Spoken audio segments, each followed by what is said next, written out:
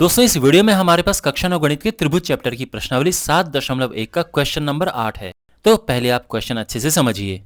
एक समकोण त्रिभुज एबीसी में, तो ए बी सी एक समकोण त्रिभुज है और इसमें ये समकोण है और ये बात क्वेश्चन में दी है, तो हम यहां पर बिल्कुल ये बना सकते हैं।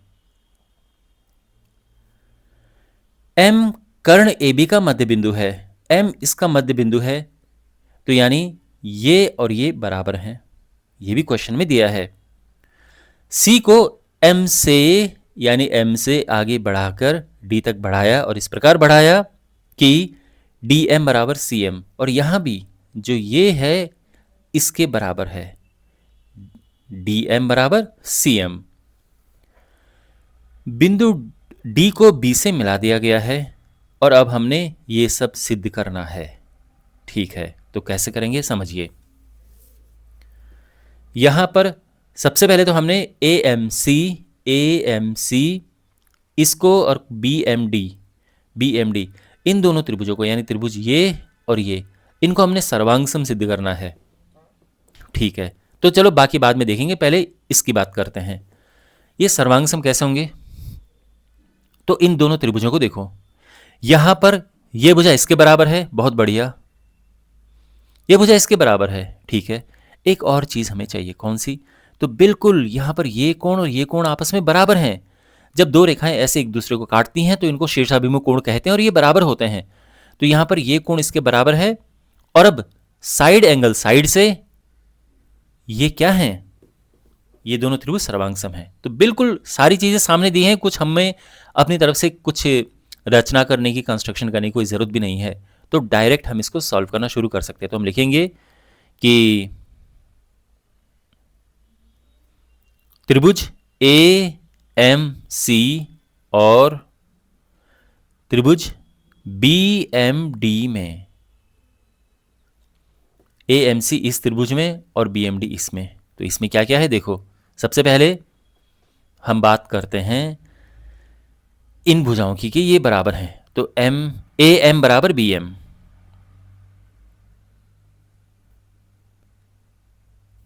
और ये क्यों बराबर हैं? क्योंकि ये क्वेश्चन में दिया है, या हम लिख सकते हैं कि एम ए बी का मध्य बिंदु है।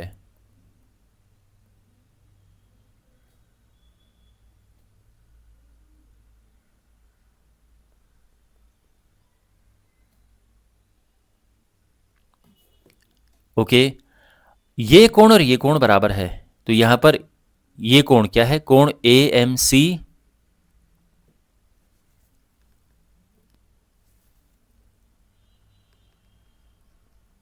बराबर है इस त्रिभुज के कोण बी एम डी के। क्यों बराबर है? क्योंकि ये है शीर्षाभिमुख कोण।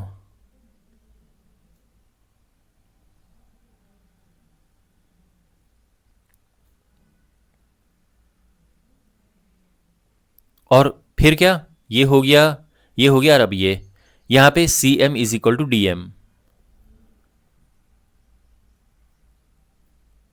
और ये क्यों बराबर है? ये क्वेश्चन में दिया है।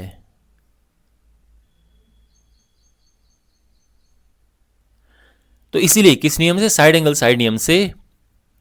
इसीलिए त्रिभुज ए एम सी सर्वांग सम है त्रिभुज बी एम डी के, और ये क्यों है? ये है किस नियम से? साइड एंगल साइड नियम से। तो फर्स्ट पार्ट तो हो चुका है। ठीक है, अब सेकंड पार्ट पर आते हैं। तो पहले यहां पे समझते हैं कोण डी बी सी ये समकोण है, ये हमने लेकर आना है। तो ये समकोण कैसे होगा? देखो यहां पर ये समकोण होगा एक तरीके से, अगर हम इन दोनों रेखाओं को समांतर सिद्ध कर दें तो फिर ये समकोण हो जाएगा। मैं बताऊंगा कैसे। पहली बात तो ये कि ये समांतर कैसे होंगी। तो यहां पर अगर आप इन दोनों रेखाओं को देखें तो ये है तिर्यक रेखा, ये कोण और ये कोण तो बराबर हैं। देखो ये हटा देते हैं, ठीक है, जो हमने ये लिखे हैं। यहां पर ये कोण और ये कोण तो बराबर है। अब आप बोलोगे कि ये कोण और ये कोण कहाँ से बराबर आ गए? अरे सीपीसीटी से जब ये दोनों त्रिभुज सर्वांग सम सिद्ध हो चुके हैं तो इनके संगत भाग बराबर होंगे, यानी बराबर भुजाओं के सामने के कोण बराबर होंगे और बराबर कोणों के सामने की भुजाएं बराबर होंगी। सीधी बात यह है। तो यहां पर क्या है कि ये भुजा और ये भुजा बराबर है तो इनके सामने के जो कोण होंगे उनको संगत भाग कहेंगे और वो भी बराबर होंगे। तो ये कोण और ये कोण बराबर हैं। इसी प्रकार से ये कोण और ये कोण भी बराबर होंगे और ये बराबर है ना, तो इनके सामने की भुजाएं भी बराबर होंगी। तो बेसिकली ये और ये भी बराबर है, तो जब जरूरत पड़ेगी तो इनका यूज करेंगे हम। फिलहाल तो हमारे पास जरूरत है इस कोण को और इस कोण को बराबर करने की, और ये बराबर हैं सीपीसीटी से, यानी ये सर्वांगसम त्रिभुज हैं और इनके ये संगत भाग हैं, तो ये बराबर हो गए। और होता क्या है, जब दो लाइनें ऐसे होती हैं और एक तिर्यक रेखा उन्हें ऐसे काटती है तो इन कोणों को कहते हैं एकांतर अंतःकोण, और यहां पर एकांतर अंतःकोण बराबर हैं। तो क्योंकि ये बराबर हैं तो फिर हम ये कहेंगे कि ये रेखाएं समांतर हैं, और क्योंकि ये रेखाएं समांतर हैं तो फिर देखो, अच्छा पहले इतना लिख दें कि ये रेखाएं समांतर हैं, फिर नहीं तो आप ट्रैक भूल जाओगे। पहले हम इनको समांतर लेके आते, तो यहां पे हम लिखेंगे कि ये कोण यानी कोण एम ए सी बराबर है कोण इस कोण के, तो इसको हम लिखते हैं एम बी डी। कोण देखो, चूंकि त्रिभुज ए एम सी, ये हम यहां पे लिखेंगे सर्वांग सम है त्रिभुज बी एम डी के, इसीलिए कोण एम ए सी ये बराबर होगा कोण किसके? एम बी डी के।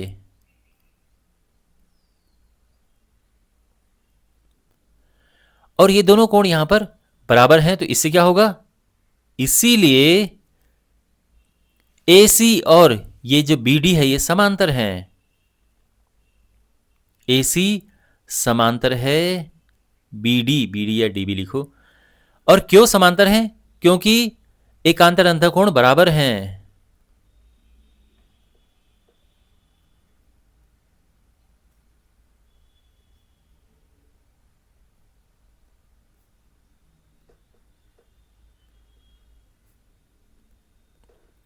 तो जब एकांतर अंतःकोण बराबर होते हैं तो रेखाएं समांतर होती हैं। तो ये तो समांतर हैं, यहां तक हम पहुंच गए हैं कि ये समांतर हैं। तो अब होता क्या है माय डियर, ध्यान से सुनिए इस बात को। जब दो रेखाएं समांतर होती हैं और कोई तिर्यक रेखा उन्हें काटती है तो एक ही ओर के जो कोण होते हैं, एक ही ओर के अंतःकोण, इनको प्लस करके आता है 180 अंश। अब यहां पे सेम सिचुएशन है, ये दो रेखाएं समांतर हैं और ये तिर्यक है, तो इन दोनों कोणों को प्लस करके आएगा, यानी इसे और इसे प्लस करके आएगा 180 अंश। अब क्योंकि ये पहले से ही 90 है तो ये हो गया ना 90, क्योंकि दोनों को प्लस करके 180 होना चाहिए, तो इसलिए समकोण है, तो ये सिद्ध हो जाएगा। तो हम लिखेंगे यही चीज कि और चूंकि AC समांतर है BD के और तिर्यक क्या है यहां पे, AC समांतर है BD के और तिर्यक है BC,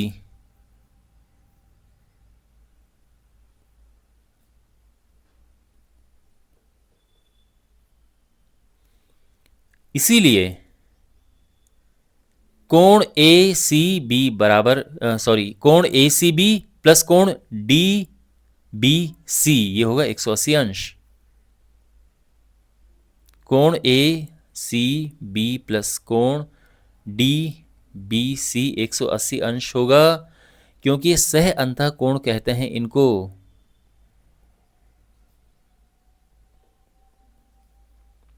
ठीक है, तो यहां पर ACB और DBC ये दोनों कोण जो हैं इनको हम कहते हैं सह अंतःकोण, जो मैं यहां पे समझा रहा था। ये कोण और ये कोण होते हैं सह अंतःकोण और इनको प्लस करके 180 अंश आता है, ये हमने लिख दिया है। ठीक है, अब यहां पर ये तो है 90 अंश,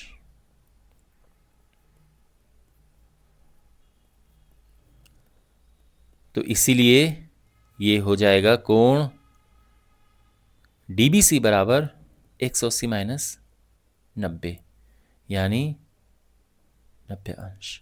और ये मतलब इसीलिए हम कह सकते हैं कि कोण DBC एक समकोण है।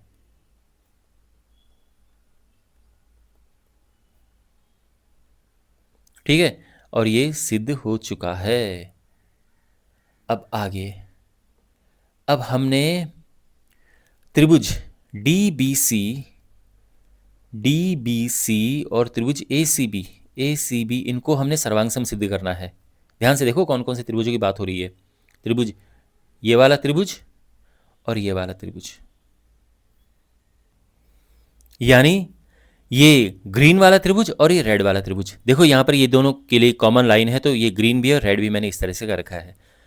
तो यहाँ पर अब दो त्रिभुज हैं, एक ये ग्रीन वाला और एक रेड वाला, और इनको हमने सर्वांग सम सिद्ध करना है। DBC ACB। अब कैसे होगा देखो, तो यहां पर क्या क्या है हमारे पास। तो ये तो पक्की, ये मैं याद है आपको जब मैं ये कह रहा था कि हमारे पास ये भुजा और ये भुजा बराबर है, क्योंकि ये दोनों त्रिभुज जो हैं, ये वाला और ये वाला जो त्रिभुज है, ये दोनों, ये हमने सबसे पहले सर्वांग सम सिद्ध किए थे ना। तो इसमें ये बराबर कोणों के सामने की भुजाएं संगत भुजाएं होंगी और ये बराबर होंगी। तो ये और ये तो बराबर एक तरह से समझो कि हमारे पास हैं, CPCT से हैं। तो ये और ये तो हो गए बराबर। अब दूसरा, ये जो है ये दोनों के लिए कॉमन है। ये वाली जो भुजा है ये इसमें भी है, ग्रीन वाले में, रेड वाले में भी है। तो ये साइड दोनों के लिए हो गई। और ये कोण बराबर हैं। ये कोण और ये कोण बराबर हैं। कैसे? दोनों 90 अंश हैं। तो ये कोण और ये कोण बराबर हैं। तो क्या हुआ, ग्रीन वाले त्रिभुज की ये साइड एंगल साइड देखो, रेड वाले त्रिभुज की साइड एंगल साइड के बराबर है। तो साइड एंगल साइड से ये दोनों त्रिभुज सर्वांग सम हो जाएंगे। समझ गए आप? ओके, तो यहां पर अब इनको लेते हैं। ठीक है, तो यहां पर कौन सा है? त्रिभुज DBC, त्रिभुज ACB।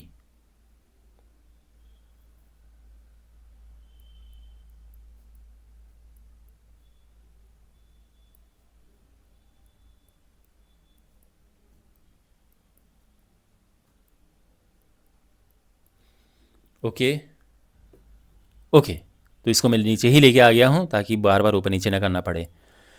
तो इन दोनों त्रिभुजों में तो सबसे पहले मैंने क्या कहा था कि ये भुजा और ये भुजा आपस में बराबर हैं। तो इसमें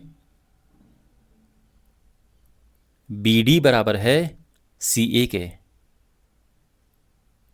और ये क्यों बराबर है? CPCT से,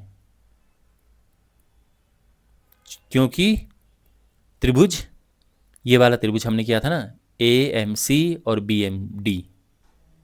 तो AMC सर्वांग सम है त्रिभुज BMD के। अच्छा, ये कोण DBC बराबर है कोण ACB के।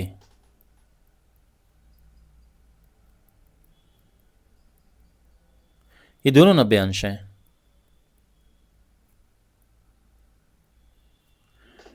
और ये दोनों के लिए कॉमन है, BC दोनों के लिए कॉमन है।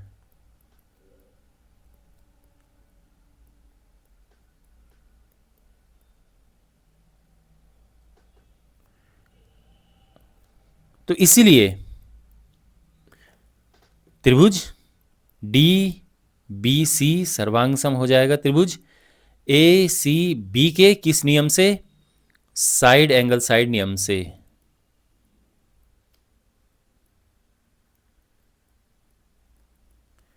ओके, तो ये दोनों त्रिभुज सर्वांग सम सिद्ध हो चुके हैं, हेंस प्रूव्ड। अब नेक्स्ट पार्ट क्या है? फोर्थ पार्ट, CM बराबर हाफ AB। CM बराबर हाफ AB। ओके, देखो ये तो बड़ा सिंपल है। पहली बात तो यह है कि AB बराबर CB है। AB बराबर CB है। क्यों भाई? देखो, ये दोनों त्रिभुज आपस में है सर्वांग सम। त्रिभुज DBC सर्वांग सम है त्रिभुज ACB के। तो इसीलिए हम क्या कह सकते हैं कि ये भुजा और ये भुजा बराबर होगी, यानी DC बराबर AB। और ये क्यों? क्योंकि एक बारी त्रिभुज सर्वांग हो जाते हैं सिद्ध तो उनके संगत भाग बराबर होते हैं। संगत भाग पहचानने का तरीका है, मतलब आसान भाषा में बता रहा हूं मैं, कि बराबर कोणों के सामने की भुजाएं देख लो। ये कोण बराबर हैं तो इनके सामने की भुजा ये है और इसके सामने की भुजा ये है, इनको हम संगत कहेंगे। और ये सर्वांग सम त्रिभुजों के संगत भाग बराबर होते हैं, तो इसलिए ये और ये बराबर हैं। तो और इस सब को जो मैंने कहा है आसान भाषा में कहते हैं, लिखने के लिए आसानी से, मतलब सिंपली हम लिखते हैं CPCT। ओके, इतना हो चुका है। अब देखो यहां पे आगे जो DC है ये क्या है? ये है दिस प्लस दिस, यानी ये है CM प्लस DM, है ना भाई? ये पूरा क्या है? ये DC है, CM प्लस DM। और आप जानते हैं कि CM और DM दोनों बराबर हैं, तो DM की जगह पे भी CM लिख देंगे, ठीक है?